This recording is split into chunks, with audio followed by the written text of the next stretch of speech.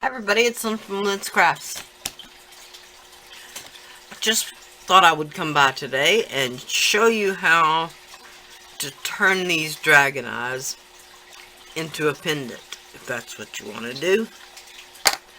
So first thing, I'm going to stamp some texture with this, I believe it's our break for stamps. Stamp! And I believe they still have something like this, even if it's not this one. So, I'll try to remember to put a link. Not saying I will, but I'll try.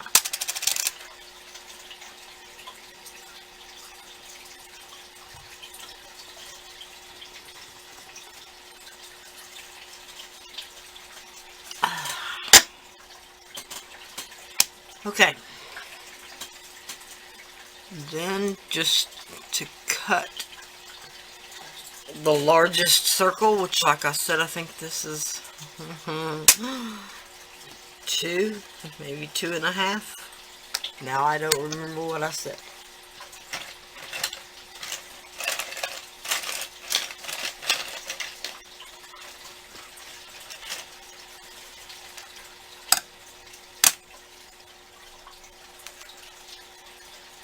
Yeah, 2 inch. I always try to get these clear rulers and then wonder why the markings disappear after a while. They get worn away. Okay, now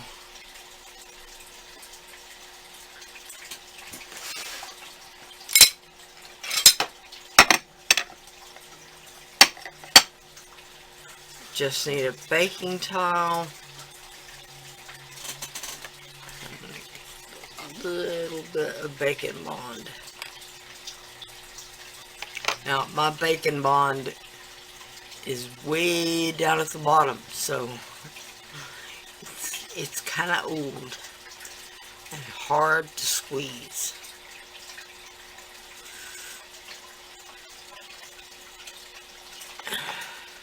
It used to be easier when it was warm, but it sure doesn't make a difference anymore.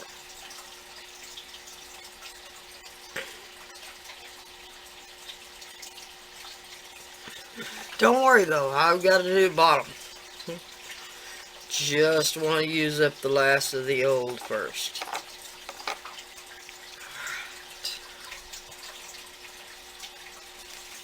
And once again, contrary to what everybody else tells you probably, I don't spread it around. My husband is a carpenter. When they use liquid nails and stuff like that to hang a mirror, they don't spread it out. They leave it where when you press the two surfaces together, they form a suction. And they can't form a suction if they don't have a little air gap. A lot of air gap.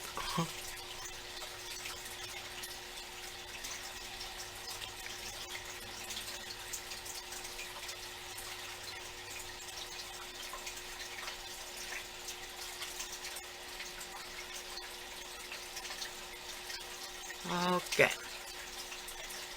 Now, it doesn't fit perfectly. Don't worry about that right yet. Okay.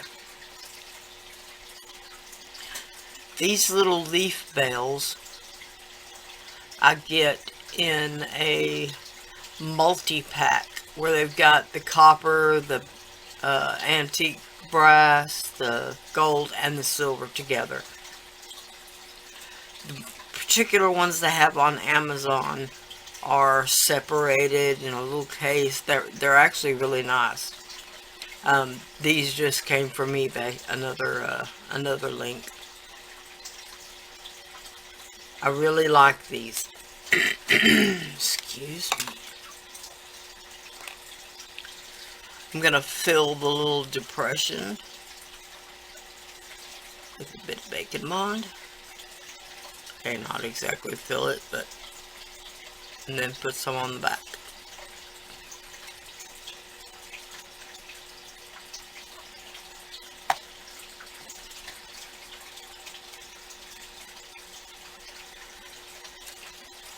Then I'm going to decide where I want this to hang. Alright. Separate the back away a little bit.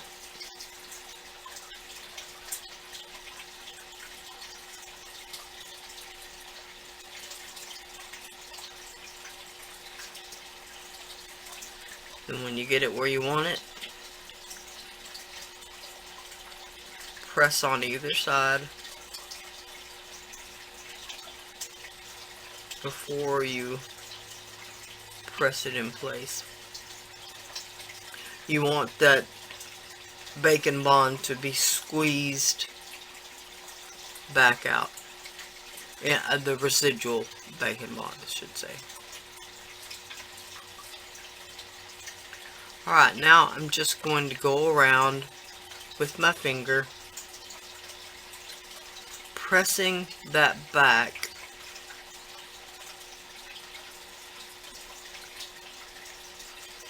into the front.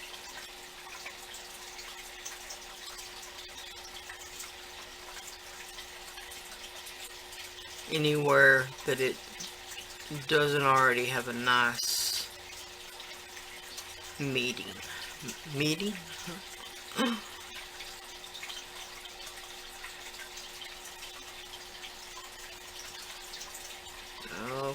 Okay.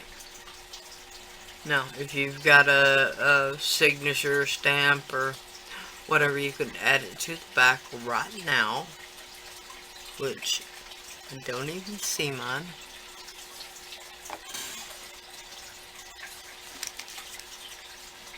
Okay, we won't do that today. Okay, now this is ready to bake. Any color that I'm gonna add, I will do afterwards. Now, the Prima waxes are perfectly okay to bake. Acrylic paint is perfectly okay to bake. There are lots of these products that will survive in the oven, but I choose to do it after I bake. I've never had any problems with it sticking, with it coming back off, with it peeling back up, nothing like that. But this is Primo. I didn't say that I did roll this out on. Here it is out of the oven, and I had planned on dry brushing some copper on it, but I have changed my mind. I really just like the way it looks with just the black. So I've got a couple of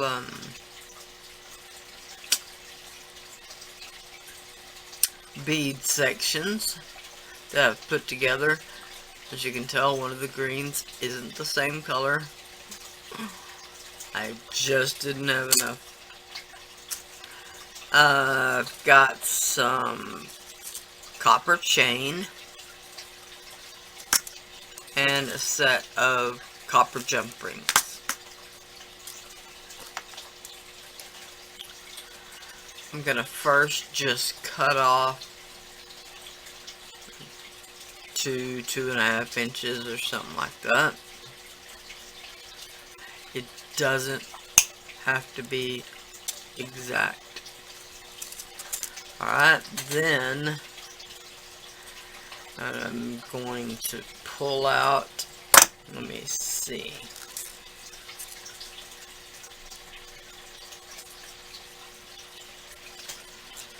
about 6 inches.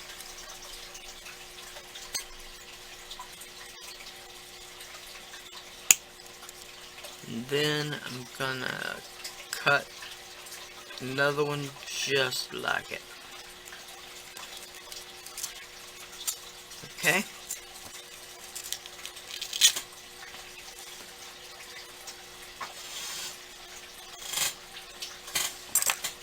So I've cut this little 2.5 inch section to go between these two beaded eye pins. Okay.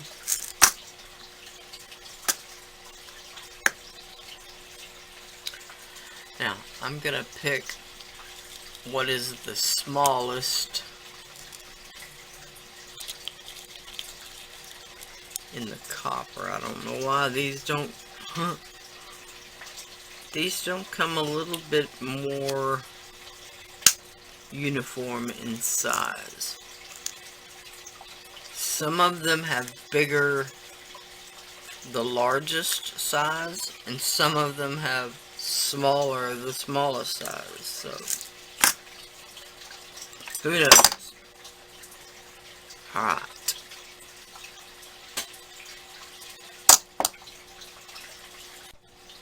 Okay, I've got a jump ring that I'm going to take between my two pliers. There are other ways of doing this, but this is just the way I do it. Alright, I'm going to twist the jump ring open, twisting part of it away and part of it towards me. Don't pull it apart.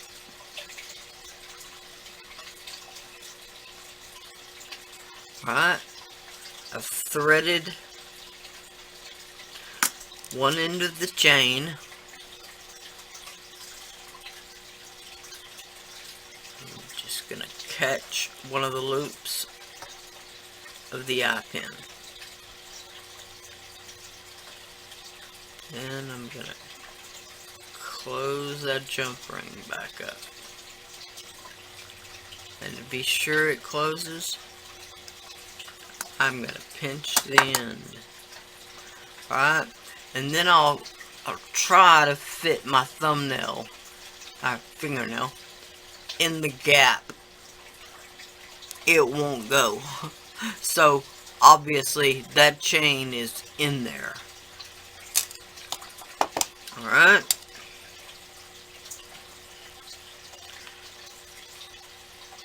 Then I'm going to thread it through the leaf bale.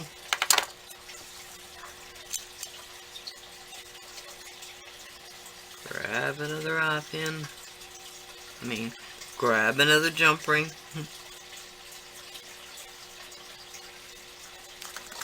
And again,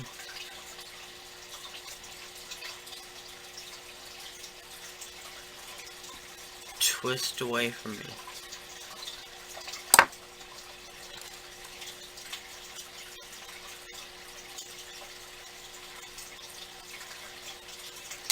Alright. Jump ring, chain, thread another eye pin.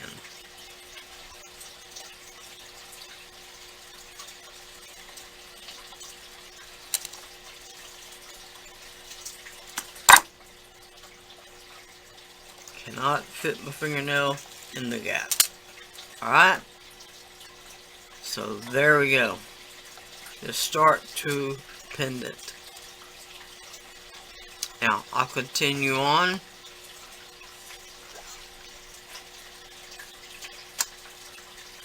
And finish turning this into a pendant.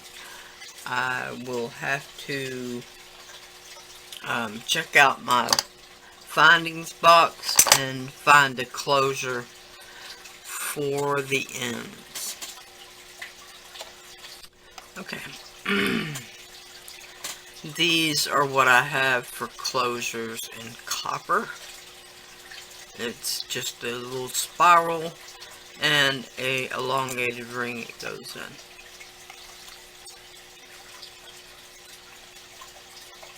So again,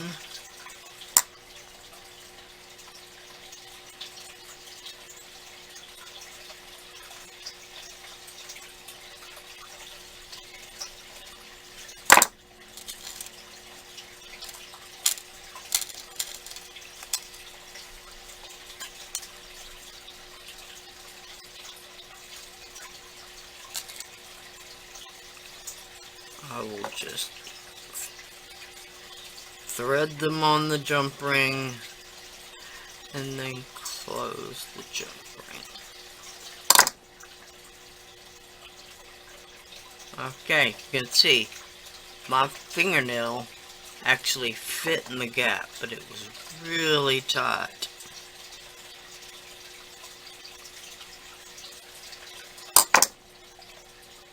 There we go.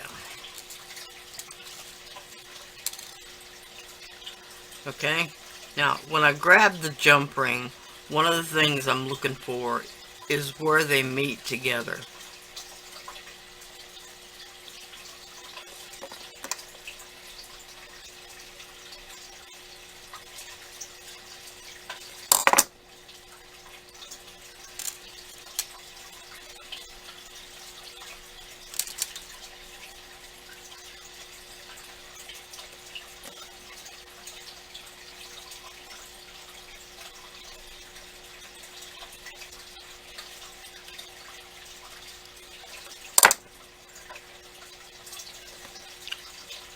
Okay, my fingernail fit in pretty easily that time.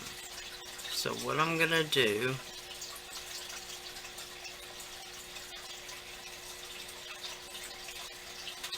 is I'm gonna twist them apart just a little bit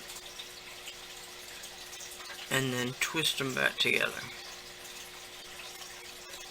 while pushing them together at the same time. Aha! There we go. Okay.